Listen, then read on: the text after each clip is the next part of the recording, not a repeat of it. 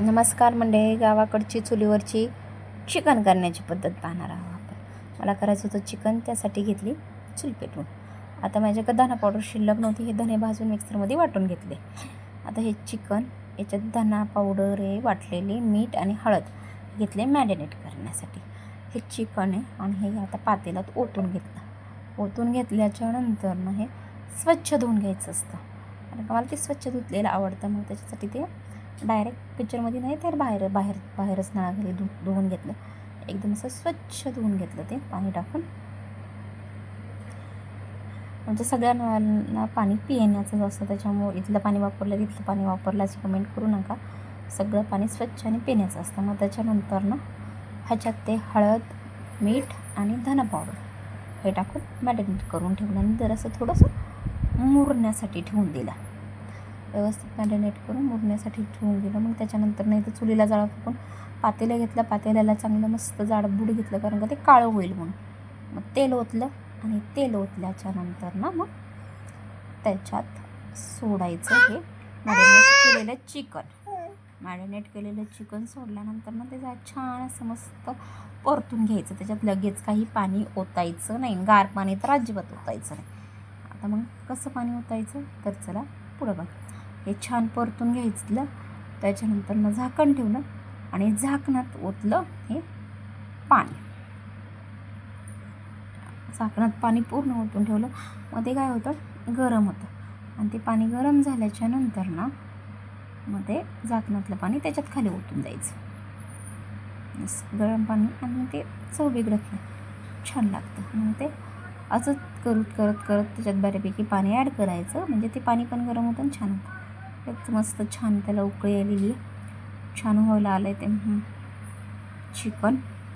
पूर्ण चिकन चुलीवरच शिजवलं. आणि चुलीवर शिजवताना मसाला पण काढताना काय करायचं, कांदे आहेत ना, कांदे मग काय करायचे चुलीत टाकायचे. मी कांदे चुलीतच टाकले होते भाजण्यासाठी. मी चिकन शिजवण्यातही कांदे भाजून जातात, लक्ष ठेवायचं नाही तर कांदे जातात जळून. मग त्याच प्रमाणे मग मी हे केलं होतं, एक थोडी लसणाची कांडी टाकली होती, ती पण भाजून निघाली. लसणाच्या कांड्या पण भाजून काढल्या त्याच्यातनं.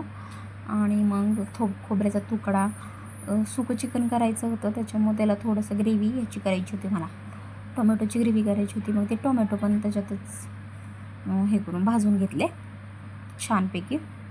तोपर्यंत मग हे सूप तयार होतं. खाणारी मंडळी येतील कधी याचीच वाट बघत होते मी. चिकन आणून दिलेला बराच वेळ झाला होता, पण मला ते थोडं करण्याला थोडं उशीर झाला, मग पोरं सोडांच्यामुळं चाललं होतं. मग व्यवस्थित खूप छान चुलीवर जरा वेगळीच चवली ती, कारण का छान शिजलं. आणि मग ते आता ज्यांनी मागितलं तसं त्यांना मग ते वाटीमध्ये काढून दिलं स्टार्टिंग. तोपर्यंत मग मी हा मसाला काढला, चुलीत भाजलेला काढला होता, मग तो काढून सॉर्टिंग करून घेतला सगळा. आता मग जरा उमळून येण्यासाठी थोडेसे तांदूळ आणि डाळ भाजून घेतली छान अशी, लालसर होईपर्यंत जाळायची नाही, भाजून घ्यायची. आणि तिची आधी मग सेपरेट पावडर करून घ्यायची. मग काय होतं त्याने, मग ते जरा थोडंसं छान मिळून येतं. आणि हे भाजलेला कांदा होता चुलीत, तो पण थोडा छानपैकी परतून घेतला. तेल टाकून परतून घेतला. त्याला जरा वेगळी चव येते. त्याच्यानंतर ना मग छान तुर वास वेगळा येतो भाजलेल्या कांद्याचा, आणि हा भाजलेला अशा कांद्यांचा वास वेगळा येतो. अशा पद्धतीने वाटून घेतलं, भाजून घेतलं आणि मग मिक्सरमधून काढून घेतलं. ह्याच्यात आहे ना खोबरं, टोमॅटोची ग्रेव्ही, कांदा थोडासा ग्रेव्ही टाईप, लसूण, खडा मसाला टाकला. त्याला ते काही शूट करायला जमलं नाही मला. आणि मग ते परतून घेतलं, थोडं पाणी टाकून हे वालं. त्याच्यात मग ते खडे टाकले आणि छान होईल तेल सुटेपर्यंत हलवून घेतलं. आणि मग त्याच्यानंतर वरतून मग ती कोथिंबीर टाकायची. हे झालं ग्रेव्हीचं सुक्याची रेसिपी. हे पाहून घ्या. आणि मग पातळ रस्याला कांदा, खोबरं, त्याच्यानंतर आलं, लसूण, आणि डाळ का आणि तांदळाची पावडर केली होती ती.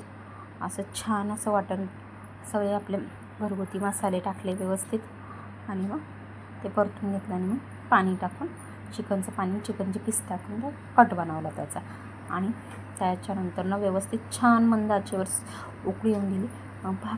गरम गरम बाजरीची भाकरी आणि घरगुती तांदळाबरोबर चिकन भारी लागतं. कशी वाटली नक्की सांगा, कमेंट करून लाईक करा, शेअर करा, सबस्क्राईब करा चॅनल आणि कमेंट नक्की करा रेसिपी कशी वाटते काय वाटतं ह्याच्याबद्दल. मी तुमच्या कमेंटची वाट पाहते.